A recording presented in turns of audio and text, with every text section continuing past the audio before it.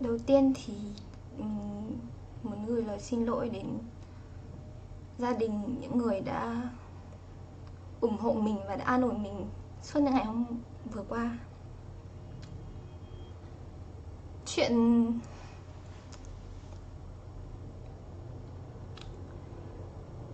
tình cảm của mình mà được đưa lên mạng xã hội như thế này thì đúng là kiểu một điều không ngờ. Như trong thời gian, thực ra thì anh Sơn đấy là người mình đã yêu cũng khá là lâu, và thực ra cũng là một người mình yêu nhất. Thế nên là mình cũng không thể nghĩ được là mọi chuyện đã xảy ra như thế.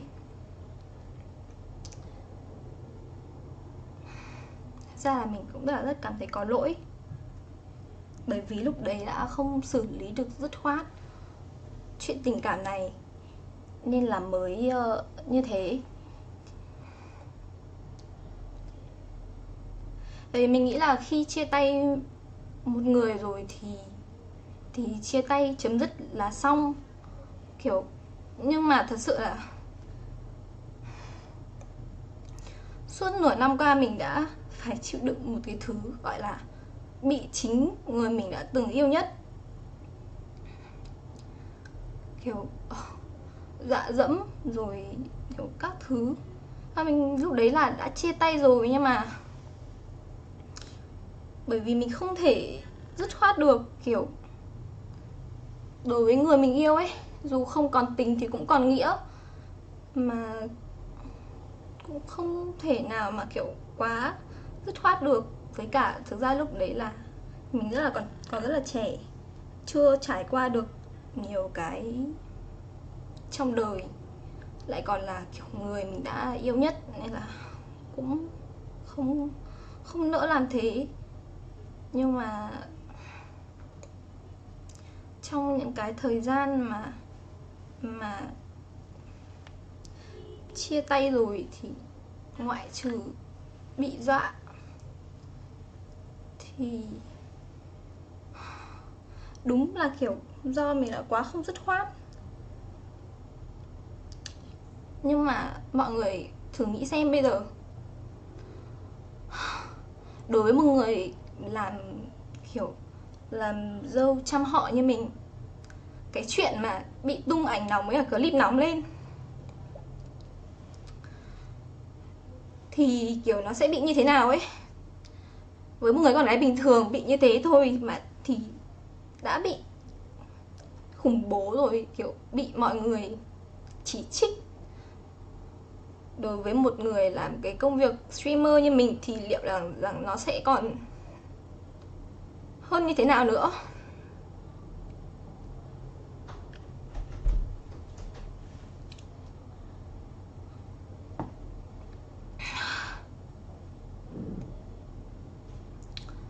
Thật sự là mình không thể ngờ được là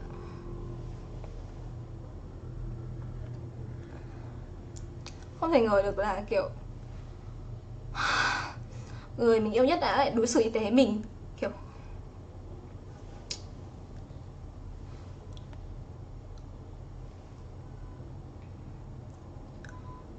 mình biết anh ấy kiểu dạ vì yêu mình quá, thật sự là do tại vì yêu quá nên là mới cố làm những cái như thế. Nhưng mà kiểu cũng không thể ngờ được là chuyện đến ngày hôm nay lại có thể đặt những cái điều bôi xấu mình như thế.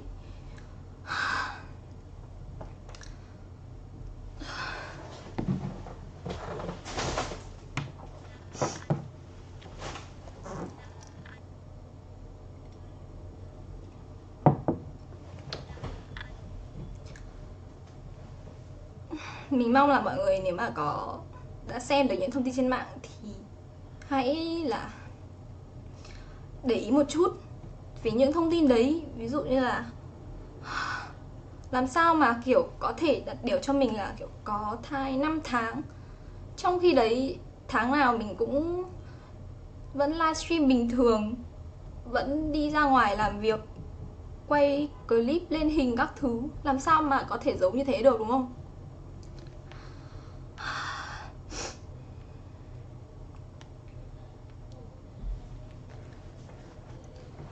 Và đúng là cái quãng thời gian từ nửa năm đến giờ mình đã sống trong quá sợ hãi, kiểu như kiểu là nó bị kiểu khủng hoảng tinh thần luôn ấy.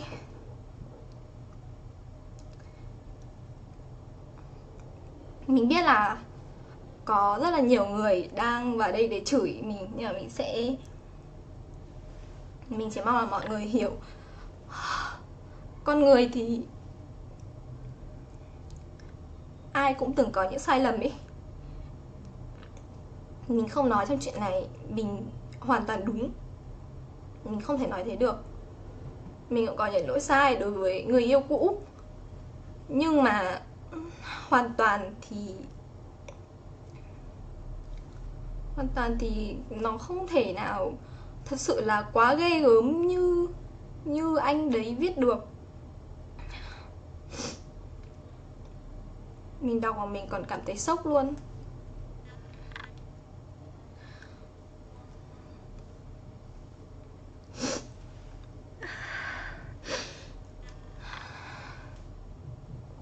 Mình mong là mọi người nếu mà xem được cái livestream này thì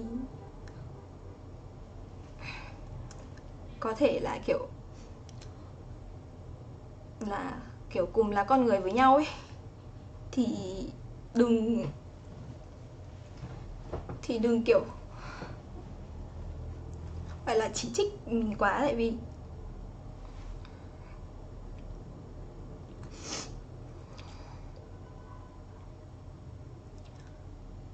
thực ra là kể cả ví dụ mình sai với cả người yêu cũ của mình thì cũng không có kiểu ảnh hưởng gì quá đến ai cả.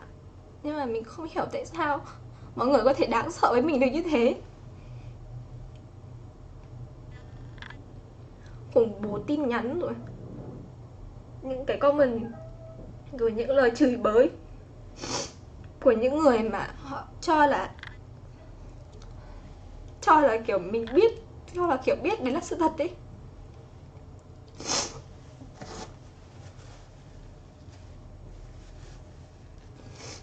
Nhưng có ai kiểu, liệu có ai đã kiểu từng thông cảm hay từng nghĩ đến kiểu cảm xúc của mình không? Nếu mà thật sự là những cái chuyện đấy bị oan thì liệu kiểu một cô gái trẻ như mình thì sẽ phải trải qua những chuyện như nào, những cảm xúc như thế nào?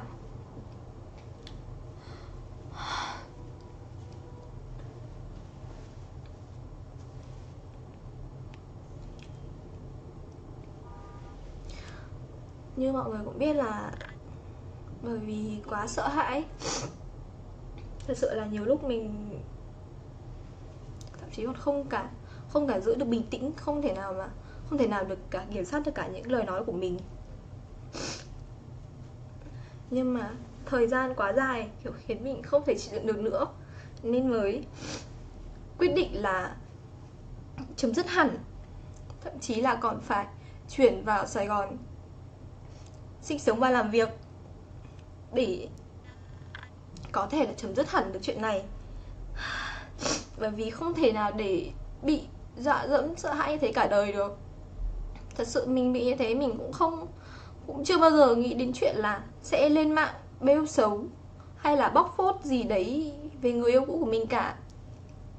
Nhưng mà không ngờ là chính mình mới phải là chịu những cái điều đấy.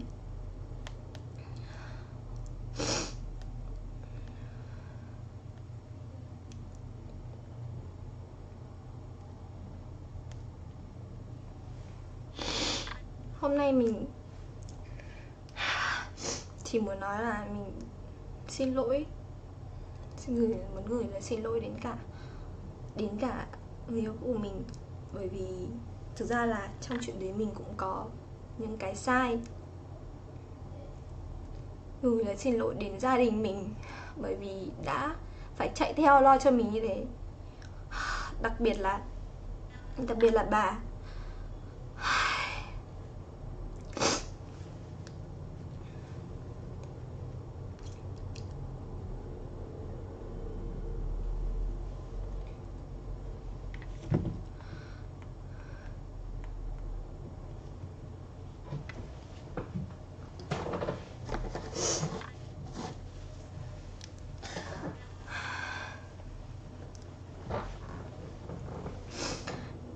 thương bà của mình. Hôm trước bà có gọi cho gia đình của anh đấy và muốn là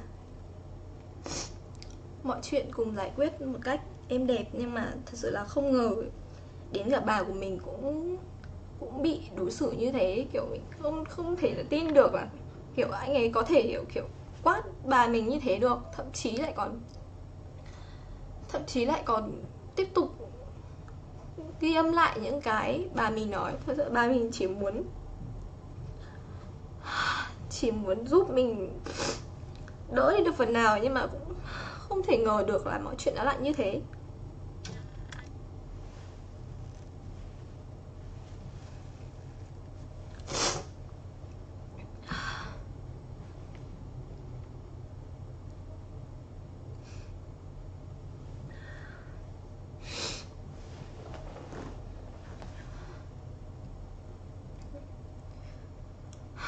Cuối cùng thì mình muốn xin lỗi là những ai đã là fan hâm mộ của mình trong suốt cái thời gian mình livestream, và muốn gửi lời cảm ơn đến những ai mà vẫn còn đang bên cạnh mình đến tận bây giờ, vẫn còn đang tin tưởng và an ủi mình, giúp mình có thể vượt qua được cái chuyện khó khăn này.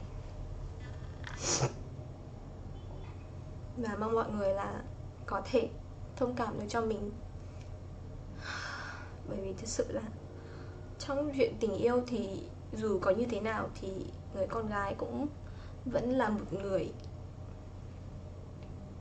mà là người thiệt nhất. Nên là mong mọi người có thể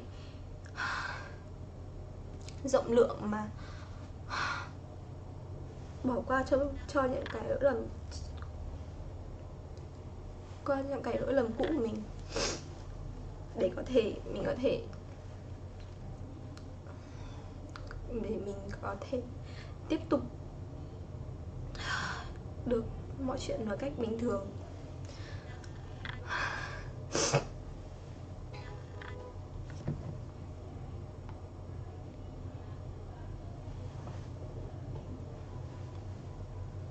Nên mình cũng xin lỗi là đến những người mà đã bị lôi vào trong câu chuyện, tại vì thật sự là mình không muốn để ảnh hưởng đến ai.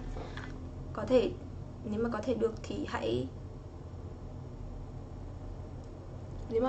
thì hãy đổ lỗi hết lên cho mình cũng được. Còn rất là xin lỗi đến những cái bạn mà đã bị lôi vào câu chuyện này, kiểu lôi vào câu chuyện kiểu không liên quan đến người ta, rất là như thế, nó rất là ảnh hưởng đến công việc với cả gia đình của người khác. Mình xin lỗi.